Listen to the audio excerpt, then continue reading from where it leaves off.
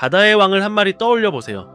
30m짜리 대왕고래든 심해를 누비는 향유고래든 하나같이 평생을 물속에서 사는 바다의 상징입니다. 그런 고래가 아주 먼 옛날에는 네 발로 땅 위를 뚜벅뚜벅 걸어 다녔다면 믿으시겠습니까? 농담이 아닙니다. 고래는 애초에 물고기가 아닙니다. 우리처럼 새끼에게 젖을 물리고 허파로 숨을 쉬는 포유류거든요. 먼 조상이 원래는 땅 위에 살았다는 뜻입니다. 땅을 걷던 동물이 어쩌다 바다로 돌아가 지구에서 가장 거대한 몸이 됐을까요? 오늘은 시갯바늘을 5천만 년 전으로 되감아 고래가 걸어서 바다로 들어간 여행을 처음부터 따라가 봅니다. 미리 귀띔하자면 이야기 끝에는 아무도 예상 못할 사촌이 한 명 기다리고 있고요. 이것부터 짚고 갑시다. 고래는 물고기가 아닙니다. 물고기는 아가미로 물속 산소를 걸러 숨을 쉬죠. 고래는 그게 안 됩니다. 몇 분에 한 번씩 수면으로 올라와 우리처럼 허파, 가득 공기를 들이마셔야 살아요. 물속에 너무 오래 붙잡혀 있으면 고래도 사람처럼 익사합니다. 알을 낳지도 않습니다. 뱃속에서 새끼를 키워낳고 젖을 먹여 기르죠. 소나 개, 우리 인간과 똑같은 포유류의 방식입니다. 여기서 묘한 문제가 생깁니다. 포유류는 원래 땅에서 진화한 동물입니다. 자, 그렇다면은 고래의 조상도 어딘가 육지를 밟고 있었어야 한다는 얘기가 되죠. 과학자들은 100년 넘게 그 잃어버린 조상을 찾아 헤맸습니다. 진화론을 세운 다윈조차 고래가 대체 어디서 왔는지는 시원하게 설명하지 못했어요. 땅과 바다 사이 반쯤 걷고 반쯤 헤엄치던 중간 단계의 동물을 아무도 손에 쥐지 못했으니까요. 자, 돌파구는 엉뚱한 곳에서 열립니다. 파키스탄과 인도의 메마른 사막 지층. 5천만 년 전에는 따뜻한 얕은 바다였던 이 땅에서 연구자들이 수십 년에 걸쳐 중간 단계의 화석을 하나씩 캐내기 시작한 겁니다. 걷던 동물이 헤엄치는 동물로 변화해가는 잃어버린 고리들이 흙 속에서 차례차례 걸어 나왔습니다. 이제 시계를 5천만 년 전으로 완전히 되감아 보죠. 첫 주인공은 인도 휴스입니다. 생김새가 놀랍게도 작은 사슴을 닮았어요. 발굽이 달린 개만 한 초식 동물이었죠. 저게 고래의 친척이라니 좀처럼 믿기지 않습니다. 한 가지 별난 버릇이 있었습니다. 천적에게 쫓기면 물속으로 첨벙 뛰어들어 몸을 숨겼던 거예요. 오늘날 하마, 새끼가 악어를 피해 물로 숨듯이 말이죠. 고래와 물의 첫 인연은 어쩌면 이 겁 많은 사슴의 도망에서 시작됐는지도 모릅니다. 때마침 바다는 무척 매력적인 곳이었습니다. 바다를 주름잡던 거대한 해양 파충류들이 공룡과 함께 막 사라진 직후라 얕은 물에는 먹이가 넘쳐나는데 그걸 노리는 큰 경쟁자는 드물었거든요. 물가에서 어정거리던 작은 동물 눈앞에 주인 없는 노다지밭이 펼쳐져 있던 겁니다. 물을 들락거리던 동물이 조금씩 더 깊이 들어가는 건 어찌 보면 당연한 수순이었습니다. 다음 단계는 파키케투스, 늑대만 한 덩치에 겉모습은 영락없는 육상 동물이었습니다. 네 다리로 멀쩡히 걸어 다녔죠. 화석을 들여다보던 과학자들이 여기서 눈이 휘둥그레집니다. 귀 속 뼈가 다른 무엇도 아닌 딱 고래의 것이었거든요. 겉은 개인데 귀는 고래였던 겁니다. 왜 하필 귀였을까요? 고래는 물속에서 소리를 듣기 위해 육상 동물과는 전혀 다른 독특한 귀 구조를 지녔습니다. 워낙 유별나서 다른 동물과 헷갈릴 수가 없어요. 겉모습이 아무리 개를 빼닮았어도 귓뼈 하나만 보면은 고래 집안이라는 게 대번에 드러납니다. 겉이 아니라 속이 정체를 불어버린 거죠. 네, 파키케투스가 물가를 어슬렁대던 동물이었다면 물속에는 그만큼 강한 유혹이 있었습니다. 땅에서는 다른 육식동물과 먹이를 놓고 피 튀기게 다투어야 했지만 물속은 아직 경쟁이 헐거운 새 사냥터였으니까요. 물에 몸을 담글수록 배가 부르니 세대가 흐를수록 물에 어울리는 몸이 점점 유리해집니다. 자, 진화는 그렇게 아주 천천히 방향을 틀어갑니다. 한 발 더 나아간 게 암블로케투스, 이름 자체가 라틴어로 걷는 고래라는 뜻입니다. 악어를 닮아서 물가의 몸을 낮추고 있다가 물 마시러 온 먹이를 덮치는 매복 사냥꾼이었어요. 발에는 물갈퀴가 돋기 시작했고 꼬리는 헤엄에 좋게 두툼한 근육질로 바뀌었습니다. 땅과 물, 그 경계에 걸터앉아 살았던 동물이죠. 이빨을 분석해보니 재미있는 게 나왔는데 민물과 바닷물을 오가며 산 흔적이 남아 있었습니다. 강과 바다의 문턱에서 몸도 삶도 딱 절반씩 걸쳐두고 살았던 겁니다. 여기서부터 몸은 세대를 거듭하며 바다 쪽으로 기웁니다. 헤엄의 거추장스러운 뒷다리는 점점 쪼그라들고 앞다리는 방향을 잡는 지느러미로 꼬리 끝에는 물을 힘껏 밀어내는 넓적한 꼬리 날개가 자라납니다. 걷기 위해 설계됐던 몸이 헤엄치기 위한 몸으로 천천히 갈아입혀지는 거죠. 시간이 더 흐르면은 로도케투스처럼 아예 발로 물을 젓는 동물이 나오고 마침내 도루돈에 이르면 완전한 바다 생물이 됩니다. 땅을 걷던 파키케투스에서 완전한 바다 생물 도루돈까지 걸린 시간은 약 1000만 년입니다.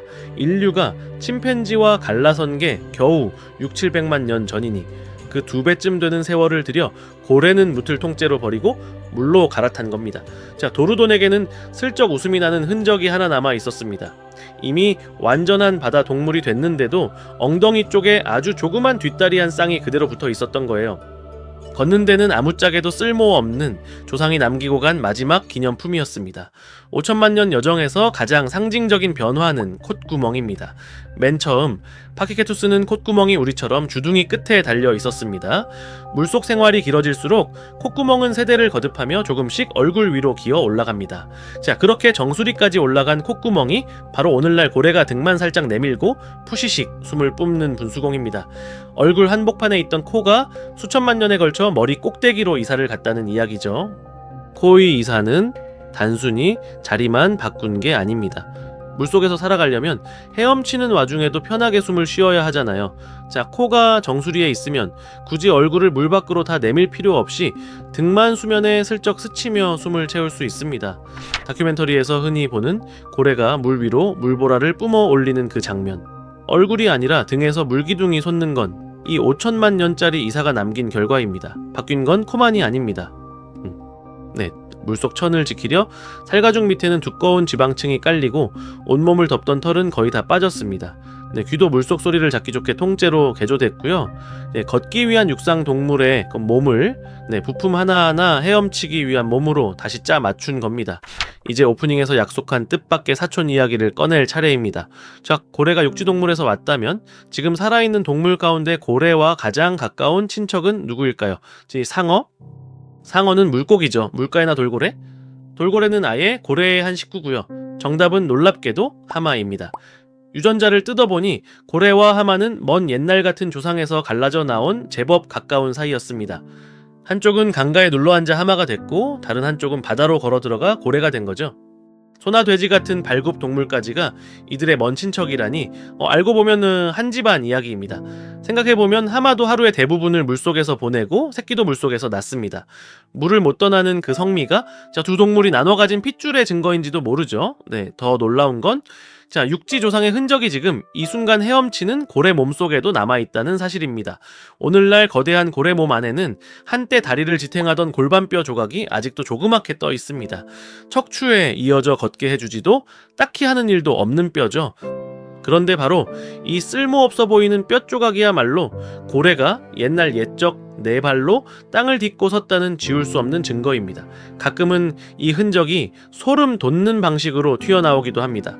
아주 드물게 몸 옆구리에 조그만 뒷다리가 삐죽 돋은 채로 잡히는 고래가 있거든요. 네, 수천만 년 전에 접어둔 다리 설계도가 고래 몸 어딘가에 아직 잠들어 있다가 어쩌다 한 번씩 잠꼬대처럼 깨어나는 겁니다.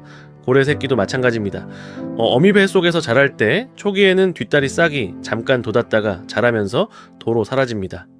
태어나기도 전에 조상이 걸어온 진화의 길을 몸으로 한번 빠르게 되짚고 나오는 거죠. 흔적은 다리뼈만이 아닙니다. 고래 지느러미를 엑스레이로 찍어보면 그 안에 손가락뼈 5개가 고스란히 접혀 들어 있습니다. 우리 손과 판박이 구조예요. 땅을 짚던 손이 물을 젓는 지느러미 속에 그대로 개켜 넣어진 겁니다. 겉은 완전히 물고기처럼 바뀌었어도 뼈를 열어보면 여전히 육상 포유류의 설계도가 버티고 있는 거고요. 한 가지만 더. 오늘날 고래는 크게 2갈래로 나뉩니다. 이빨로 사냥하는 이빨고래, 그리고 수염으로 작은 먹이를 걸러먹는 수염고래죠. 앞선 이야기에서 만난 향유고래가 이빨고래, 대왕고래가 수염고래입니다. 땅을 걷던 겁쟁이, 사슴한 갈래에서 출발해 5천만 년 사이의 심해의 사냥꾼과 바다의 거인으로 이렇게까지 멀리 갈라져 버린 겁니다. 우리는 고래를 보며 곧잘 바다의 왕이라 부릅니다. 그 왕은 원래 천적이 무서워 물에 발을 담그던 개만한 발굽 동물이었습니다. 겁에 질려 도망치던 그 작은 짐승이 5천만 년에 걸쳐 한 걸음씩 바다로 걸어 들어가 끝내 지구가 품은 가장 거대한 생명이 됐습니다. 자, 진화는 이렇게 상상조차 버거운 여행을 아무렇지 않게 지어냅니다. 자, 그 긴 여행의 영수증은 지금도 고래 몸에 또렷이 남아 있고요. 정수리로 이사간 콧구멍에, 옆구리에 떠있는 조그만 다리뼈에 언젠가 바다에서 혹은 화면 속에서 고래를 마주치거든 한번 떠올려 보세요. 저 거대한 몸이 아주 먼 옛날엔 4발로 흙을 딛고 뚜벅뚜벅 땅 위를 걷고 있었다는 사실을요. 여기까지 고래를 부탁해였습니다.